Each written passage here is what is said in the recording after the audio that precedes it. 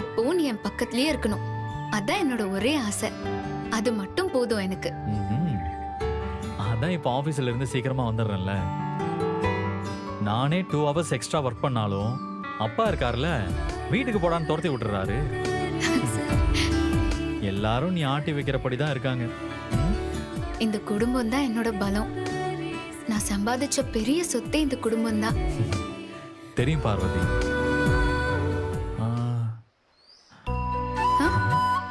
ஆமா, ஸ்ருதி எங்க?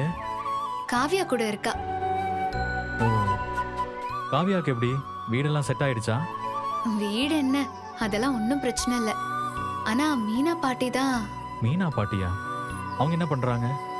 எப்பவும் காவியா கிட்ட எரிஞ்சு விடுறாங்க. வீட்ல இருக்கிற எல்லா வேலையும் அவளையே செய்ய சொல்றாங்க. அம்மா எதுவும் சொல்லலையா? யாருமே எதுவும் சொல்ல மாட்டேங்கிறாங்க அர்ஜுன்.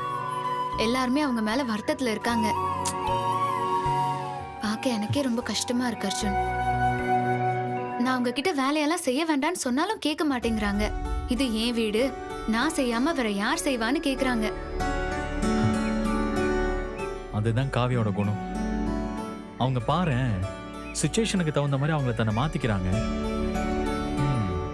இப்ப அவங்கள எல்லாரும் கஷ்டப்படுத்தினாலும் அவங்களோட ஒரிஜினல் கேரக்டரை வீட்டில் இருக்கிறவங்க கண்டிப்பா புரிஞ்சுப்பாங்க. அதுக்கு ரொம்ப நாள்லாம் ஆகாது. எப்படி எல்லாரும் உனக்கு சப்போர்ட்டா இருக்காங்களோ அதே மாதிரி காவியாவுக்கு சப்போர்ட்டா இருப்பாங்க. நீ வேணா பாரு. நீ சொல்றது நடந்துச்சுன்னா எனக்கும் ரொம்ப சந்தோஷமா தான் இருக்கும்.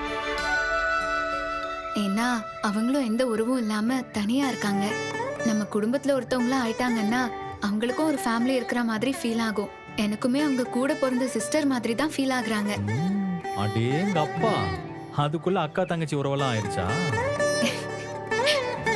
நான் தனியா வளர்ந்தவல்ல. என் வயசுல இருக்கிற யாரும் என் மேல இவ்ளோ அன்பெல்லாம் காட்டினதில்ல. ஆனா அவங்க காட்டுறாங்க. நான் கன்சீவா இருக்கிற விஷயம் தெரிஞ்சு எனக்கு எல்லாத்தையும் பார்த்து செய்யறாங்க. கொஞ்ச நேரத்துக்கு முன்னாடி கூட ஒரு டம்ளர் பால் எடுத்துட்டு வந்து கொடுத்தாங்க. இதெல்லாம் பார்க்கும்போது எனக்கு ரொம்ப சந்தோஷமா இருக்கு அர்ஜுன். ஸ்ருதியால நமக்கு நல்லது மட்டுமே நடந்திருக்குல்ல. ஆனா இன்னைக்கு பாரு, அவளால நமக்கு ஒரு புது உறவு கிடைச்சிருக்கு. இந்த உறவை நம்ம என்னைக்குமே மிஸ் பண்ண கூடாது பார்வதி. ஆமா,